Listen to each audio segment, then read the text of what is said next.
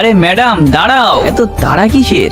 আমি তোমাকে ভালোবেসে ফেলেছি। এখন যাই হয়ে যাক না কেন, বিয়ে আমি তোমাকেই করব। আমার ফ্যামিলি আপনাকে কোনোদিনও মেনে নেবে না। আচ্ছা, তুলে নিয়ে আসবো। তাছাড়া আমি কোমা কোন দিক থেকে? তাছাড়াও আমাদের আরিফ ভাই পুরোই নায়ক। তুমি শুধু বলো না, আমি সবকিছু করতে পারি তোমার জন্য। আচ্ছা, তাহলে মসজিদে গিয়ে 2 মাস নামাজ পড়েন, তারপরেই আমি বলবো আমি আপনাকে ভালোবাসি কিনা। আচ্ছা, এই ব্যাপার, ঠিক আছে।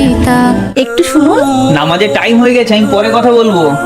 আসসালামু আলাইকুম। ওয়ালাইকুম আসসালাম। মাশাআল্লাহ, আপনি তো নিজেকে পুরোটাই বদলে ফেলেছেন। আর আপনার বন্ধুগুলো? যেদিন থেকে আপনি আমাকে মসজিদের রাস্তা দেখিয়েছেন, সেই দিন থেকেই নামাজ আমার মনে আল্লাহর প্রতি এতটা ভালোবাসা জাগিয়ে তুলেছে যে এখন আর খারাপ মানুষের সাথে বসতে ইচ্ছা করে না। আমি আপনাকে আমার মনের কথা জানিয়েছিলাম, এখন যদি আপনি আমাকে মানাও করে দেন তাও আমার কোনো আফসোস নেই, কারণ এখন আমার হৃদয়ে আল্লাহর জন্য অনেক ভালোবাসা সৃষ্টি হয়ে গিয়েছে। আমি এমনই একজন নেককার স্বামী চেয়েছিলাম। আজই আমি আব্বুকে তোমার কথা জানাবো। খুদা হাফেজ। আল্লাহ হাফিজ।